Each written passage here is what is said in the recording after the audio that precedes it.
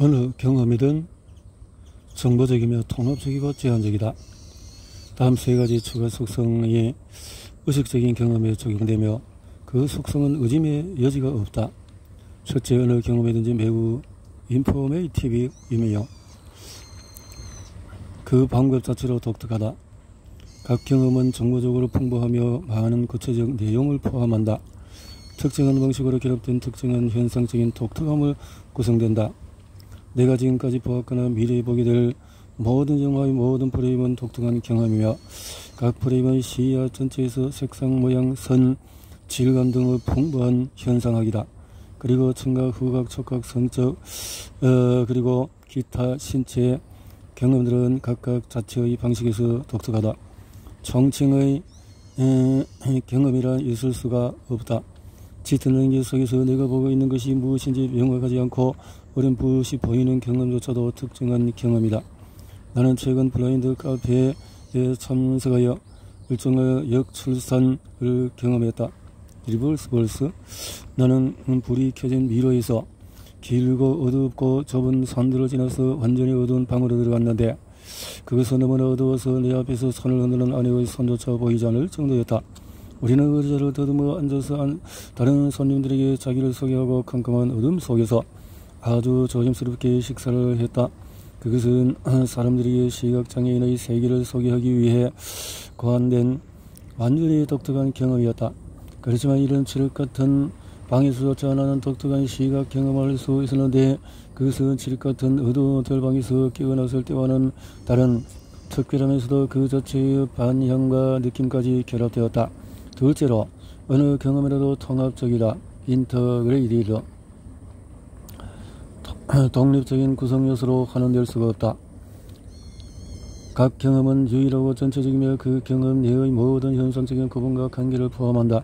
나는 다리와 손만 독립적으로 경험하는 것이 아니라 소파와 방에 있는 내 몸을 포함한 그림 전체를 경험한다. 나는 오른쪽과 독립적으로 왼쪽으로 경험하거나 내 개가 웅크리고 앉아있는 라운지 의자와 별개로 그 개를 경험하지는 않는다. 나는 모든 것을 전체를 경험한다. 누군가 허니문에게 나에게 말할 때 나는 하늘에 떠있는 그다른 물체와 함께 벌이 만들어내는 달콤한 물질을 상상하기보다 낭만적인 휴가를 떠내는 부부의 독특한 이미지를 떠올린다. 셋째로 어느 경험이든지 내용 및 시공간의 측면에서 제한적인 것이다. 그것은 틀림없다. 그림 1.1의 내 거실 장면을 다시 살펴보면 나는 어느 쪽 눈을 감고 소파에서 원근감 있게 개와 세상을 명감 대조법으로 지각한다. 의식의 독특한 내용은 안에 있는 반면에 다른 모든 것들은 경험되지 않은 채 외부에 있다. 내가 보는 세계는 내 머리 뒤에서 시세이나 어두운 것들 넘어선으로 경계되어 있지 않다. 그런 경계선은 단순히 존재하지 않는다. 부수의 획이 캔버스 위에 그려져 있을 뿐 그 밖의 모든 것들은 그려지지 않는다.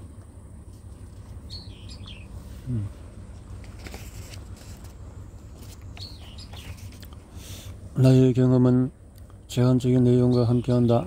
만약에 그 경험이 그 이상이거나 그 이하라면 다른 경험이 될 것이다.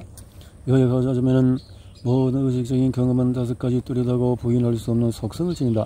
경험, 감각이 그 자체로 존재하고 구조화되어 있으며 정보적이며 통합적이고 제한적이다. 이러한 특징들은 평범한 것부터 고귀한 것에 이르기까지 고통스러운 것에서 또 환각에 이르기까지 모든 의식적인 경험의 5가지 본질적인 특징이다. 안녕하세요. 어느 경험이든지 관점을 가지며 시간적으로 발생한다. 일부 연구자들은 경험에는 5가지 속성 외에도 다른 속성이 있을 수 있다고 주장한다. 예를 들어서 각각의 경험은 고유한 관점, 즉 이론적인 설명, 주관적인 관점을 지닌다. 나는 이 단일 지점, 즉 내 공간의 근원에 위치한다. 더구나 이런 중심은 또한 원근의 이동을 수반하는 눈의 움직임과 같은 모든 행동의 초점이기도 하다. 따라서 전망을 가진다는 것, 아무것도 아닌 어딘가에 바라본다는 것은 어느 추가적인 기본 속성을 가정할 필요 없이 감각운동의 우연성 구조에서 자연스럽게 나타난다. 어느 경험의 특정 순간 즉 현재 지금 일어난다는 것이 설득력이 있는 주장일 것이다. 이런 지금을 객관적인 방식으로 정의하는 것은 아득한 옛날부터 철학자, 물리학자, 심리학자들이 도전해온 과제였다. 살아있는 삶에는 과거, 현재, 미래라는 세 가지 독특한 영역이 존재하며 경험한 현재랑 과거, 미래의 중간 지점이라는 것은 의심의 여지가 없다. 과거는 이미 일어난 모든 것을 포함한다. 비록 내가 내 기억의 근간에서 사건을 기억하는 방식이 재해석되기 쉽고 인과성을 비교하는 것처럼 보이는 후속 사건이 발생할 수 있지만 과거는 불변한다. 미래는 아직 일어나지 않은 것의 총합이다. 즉 제약 없는 우연이다. 미래의 섬뜩한 모퉁이는 그것이 경험되자마자 돌이킬 수 없는 과거로 물러서는 허울뿐인 현재로 영원히 바뀐다. 그러나 시간 지각이 중단되는 드문 경험도 있다. 예를 들어서 환각제로 복용하는 경우에 시간 흐름, 즉 현재 지금의 지속 시간이 느려지거나 심지어 완전히 멈추기까지 한다. 깎아지는 화강한 벽을 오르는 위험한 등반과 같이 온전히 주의력을 발휘해야 할 때도 7시간은 더디게 흐른다. 매트릭스 같은 영화는 이렇게 지각되는 시간이 느림을 잘 알려진 총괄의 시간 효과를 통해 시각화한다. 다시 말해서 시간의 흐름은 모든 경우의 보편적인 속성은 아니며 단지 대다수 경험에서 나타나는 현상일 뿐이다. 따라서 남은 것은 모든 의식적인 경험이 가지는 5가지 본질적인 속성들이다. 모든 의식적인 경험은 그 자체로 존재하고 구조화되며 특정한 방식으로 존재하고 하나이며 제한적이다. 이것이 나에게 일어나는 일이다. 당신은 어떠한가? 내가 다른 사람의 경험에 대해서 자신할 수 있게 하는 것은 무언가? 누가 의식하는가? 의식은 지금까지 나는 내 경험에 관한 강박적으로 이야기했다. 그리했던 것은 그 경험이 내가 직접 접촉하는 유일한 경험이기 때문이다. 로마 시대 프리바투스는 공공생활에서 물러난 인터넷 소셜미디어 시대에는 오늘날 상상할 수 없는 사랑을 의식했다. 의식적인 경험도 마찬가지인데 어느 경험이라도 사적이어서 다른 사람이 접근할 수가 없다. 노란색을 보는 나의 지각은 나만의 것이다. 당신과 내가 같은 노란색 스쿨버스를 보더라도 당신은 다른 색조를 경험할 수 있으며 당신이 경험한 것은 거의 확실한 내가 경험한 것과 다르게 연상될 수 있다. 유연층 시각의 의식이란 마음의 독특한 속성이기 때문에 과학이 탐구하는 보통의 대상보다도 연구하기가 더욱 어렵다. 왜냐하면 과학 연구의 대상은 질량, 운동, 전하, 분자 구조 등과 같은 속성으로 규정할 수 있어서 측정을 위한 적절한 기기와 도구만 있으면 누구나 접근 가능하기 때문이다. 적절하게도 이러한 속성은 3인칭 속성이라고 불린다. 따라서 심시 문제를 해결하려면 주관적으로 경험하는 마음의 1인칭 관점과 과학의 객관적인 3인칭 관점 사이의 차이를 연결시켜야 한다. 다른 사람의 경험만이 과학 탐구에서 관찰할 수 없는 유일한 존재가 아니라는 점을 주목해야 한다. 가장 유명한 것으로 직접 탐정할 수 없는 양자역학의 파동함수가 있다. 측정할 수 있는 것은 오직 파동함수에서 파생된 확률뿐이다. 각각 독특한 물리법칙을 가진 우주 내의 강된 우주들의 집합인 다중우주 역시 관측할 수 없는 또 다른 존재이다. 파동함수나 의식과 달리 다중우주는 우리의 인과적인 이해 범위를 완전히 벗어나지만 여전히 열띤 추측의 대상이 되고 있다.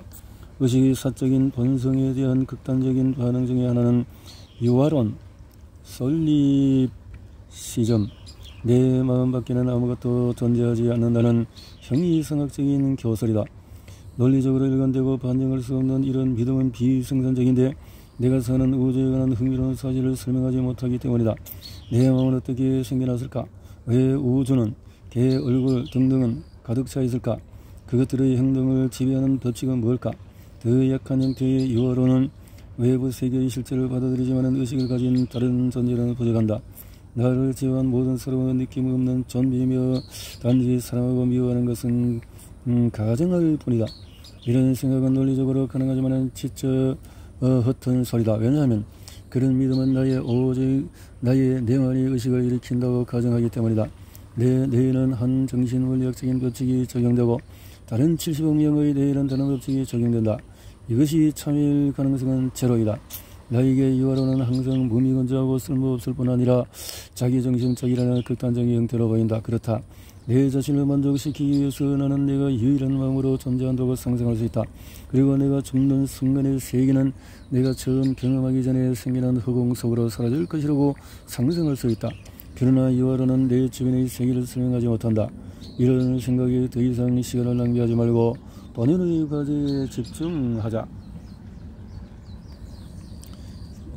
가추 추론의 풍성함. 가장 이성적인 대화는 당신과 같은 사람들도 의식적인 경험을 가진다고 가정하는 것이다. 이러한 추론은 우리 몸과 두뇌가 매우 유사하다는 점에 근거한다. 만약 당신이 내게 경험에 대해서 말한 내용이 너의 경험과 명백히 방식으로 관련된다면 이런 추론은 더욱 강화된다. 당신이 좀비가 라는 것을 엄밀히 논리적인 증거로 설명할 수 없다. 그보다도 그 추론은 최선의 설명으로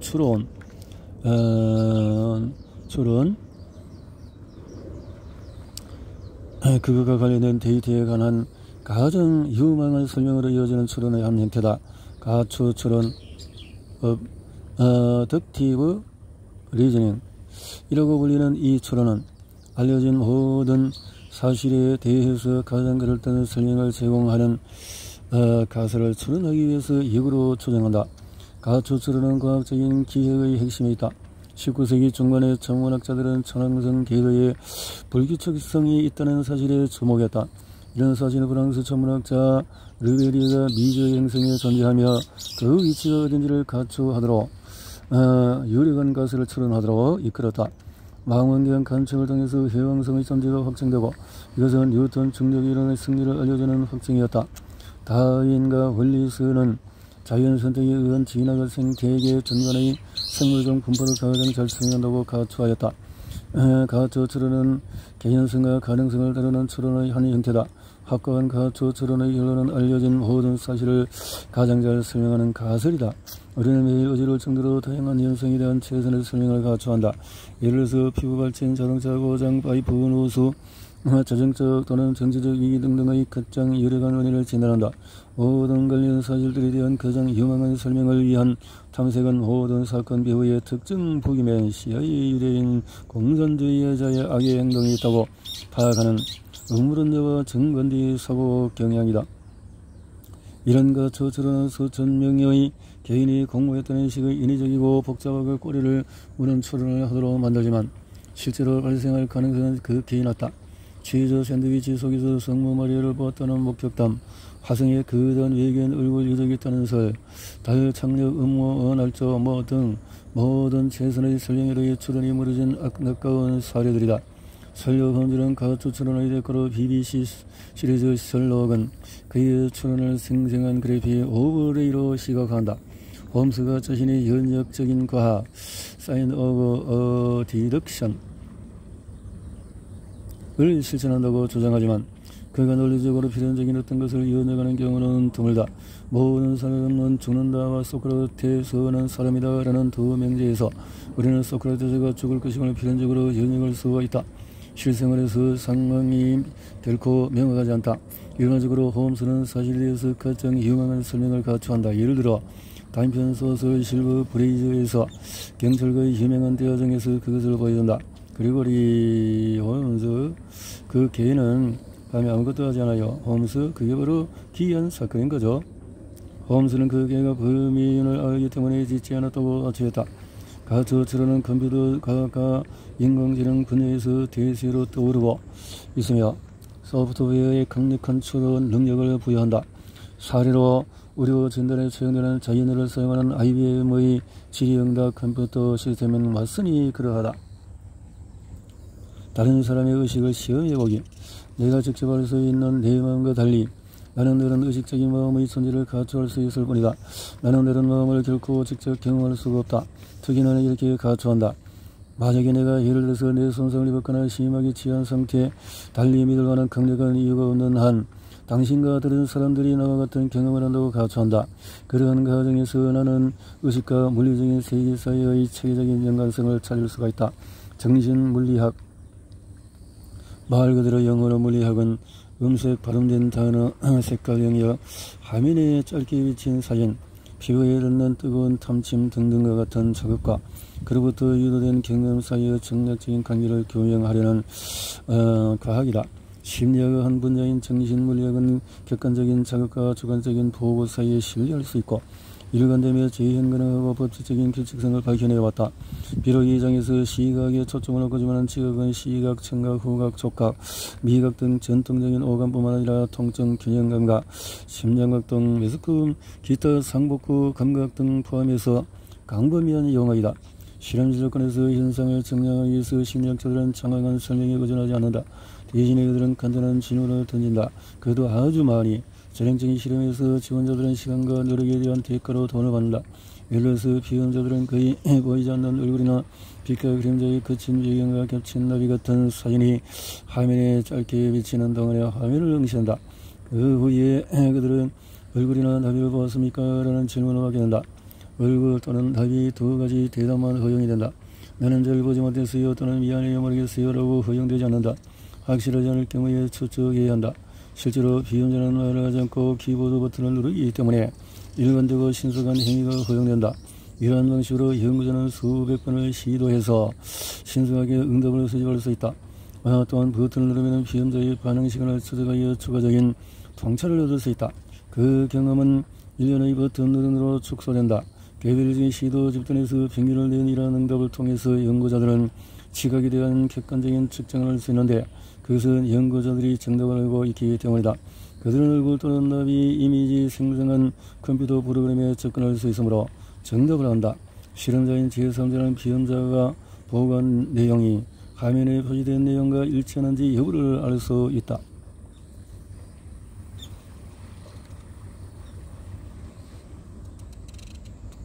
100% 시간 경험 확인 버튼을 누르는 타이밍은 측정하기 쉽지만 시각의 신속성은 측정하기가 더 어렵다. 가시성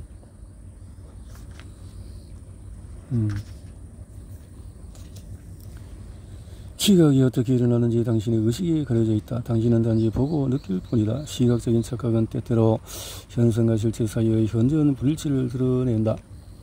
라일락 초격자는 극히 간단하다.